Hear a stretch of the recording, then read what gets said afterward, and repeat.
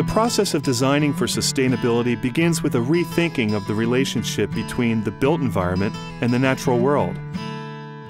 Restoring a sense of balance between the two lies at the core of thinking green and building smart.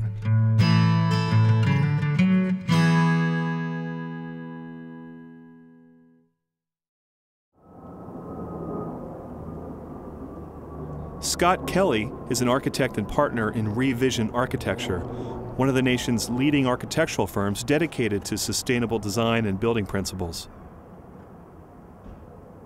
There's wind December, January, February, when there's the least amount of solar energy available for those PV panels. I would describe the mission of Revision Architecture as rethinking the balance between the built environment and the natural environment, and finding ways for us to work with it rather than against it. Some of our work is renovation work, some of our work is new construction work. The renovation work really plays very well into our mission for a couple reasons. First of all, let's say on average 1/3 of the embodied energy in any project is in the materials. And if we are reusing those materials, then our environmental impact is much, much, much less. Second, renovation projects tend to be in urban infrastructure or in existing infrastructure. And that also means that new infrastructure does not have to be created. And that plays very well into our mission too. Well, the range of our work is really broad in the sense that sometimes we'll do very small residential additions, renovations, and sometimes we'll do a 1 million square foot commercial or industrial building. And the great thing about this is, first, we only do, since our inception, we've only done projects that are green and sustainable. And when we work on a residential project, we learn great things about function and efficiency, and we bring them into commercial parts. When we're looking at a commercial project, we may learn a tremendous amount about rainwater harvesting off the roof to flush toilets, and then we'll simplify that system and bring it into the residential work. So each type of work really brings a lot of knowledge to the other type of work. Our firm's design process really can be categorized into 3 different major areas. First, we always use integrated systems thinking when it comes to design. And what I mean by that is we realize that there's a correlation between the color of the paint on the wall and the size of the HVAC system. And really where that correlation is in the lighting. The lighter the surfaces, the more reflective the surfaces, the less lighting we need, the smaller the HVAC system. So that's integrated systems. Second thing is integrated teams. And what we mean by that is our society has become so specialized that we've got many different disciplines sitting in different locations. And we really like to integrate that thinking together and use what we'd call a master builder approach. If you think about it, 100 years ago, one entity, one person was your structural engineer, your mechanical engineer, your architect, your builder. They were all integrated together. And we've gotten away from that. So we want to use that collective knowledge and bring it back, and that's an integrated team. Yeah, one of the strategies I think this client wants to really look at is providing plug-in hybrid or electric-only vehicles. And then the third part of it is really the green design charrette. And that green design charrette is the tool that the integrated team uses to talk about integrated systems that are appropriate for a specific project. If we're having a greenhouse up there, it might be really cool to irrigate. Mm-hmm. And those 3 parts are really make the aggregate.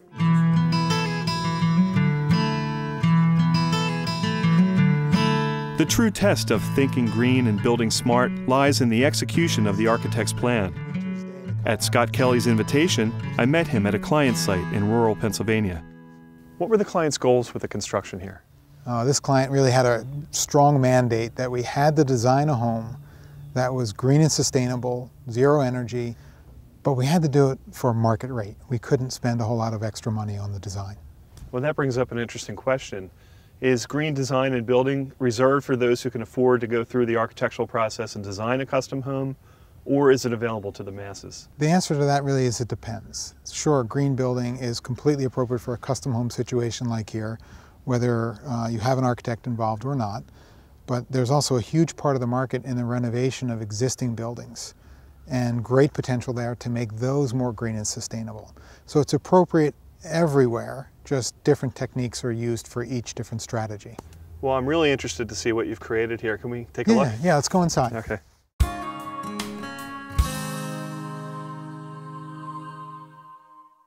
It's warm and cozy in here. Yeah, it's nice and comfortable. What are some of the ways that this house exemplifies your firm's thinking and philosophy? Well, I think philosophically, when we approach a project like this, we always try to look at integrated systems. And what I mean by these integrated systems, I mean the amount of solar radiation and daylight that may come through a window balanced with the amount of concrete mass or thermal mass we have in the floor. And finding the balance between the energy efficiency of the mechanical systems and the amount of thermal performance of the envelope. Because the better the envelope, the smaller the mechanical system needs to be. Well, what special challenges are there, if any, when designing from a green perspective? I think there's really three major challenges.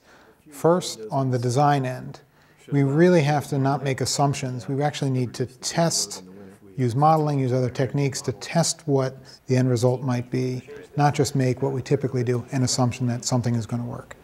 Second part of it is really getting in there early to work with these code officials. We need to go and explain why our techniques that we're using or why the systems that we're proposing are better or meet or usually exceed code. And then the third part of that is working with the contractor. Getting out there, sometimes often in the field, helping them understand the difference in installation techniques or why some of the methods that we're proposing may be much better and much safer for them.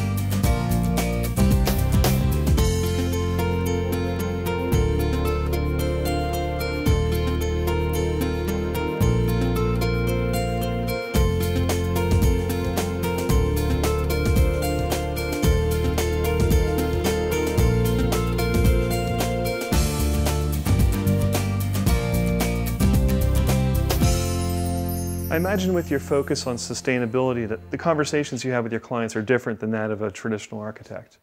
What are some of the specific questions that you ask your clients early on? Well, we do ask them a series of questions that usually starts with focusing on what their green and sustainable goals are. And we'll ask them questions of whether they care more about energy efficiency or cost, or if they care more about toxicity of building materials or the lack thereof in our buildings, or even if it's about social equity issues. And by understanding what their key goals are around sustainability, we're able to then deliver a project that meets their needs. Is the demand for sustainable building and design growing, or is it just a small part of the market? I'd say it's actually growing considerably. But if you really think about this, we've been doing green and sustainable stuff for many, many years, generations and generations. For the last 50 years, we forgot about it. Now, culturally, we're finally getting back to those principles. What words would you have for people who are planning careers in design or construction as it relates to sustainability? Well, I think one of the greatest things is, man, it's really great to wake up in the morning and want to go to work, to feel like what you're doing is really making a difference. The second part of that really is what's happening is now inevitable. We've started this beautiful change and it's changing very, very quickly. So I'm happy to say that green's not a fad. It's simply the way that we're going to be doing business moving forward. And I think the third part about that is a bunch of us have really pushed the envelope over the last 10 years in green and sustainable, and we've only been able to push it so far. The good news in that is now it's time for the next generation to come along and push it 10 times further. We've set the opportunity for them to do it. Now it's their job to follow through.